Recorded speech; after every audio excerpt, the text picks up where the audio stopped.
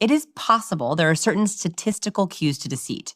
There are cues that over and over again research find liars typically do, but not always. Like there's no Pinocchio's nose. There's no one cue that means someone is lying. But there are a couple cues that come up over and over again. One we already talked about, the question inflection. It's very suspicious if someone is speaking and all of a sudden they ask a question,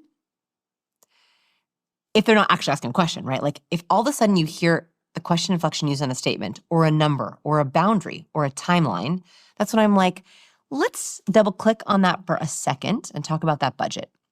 So you mentioned the number was 500,000. Where does that number come from? Let's talk about more. I want to hear if I'm going to hear it again. Interesting. So that's a double click for me. That's like, let's make sure that I heard that right. Let's make sure that you feel confident about it.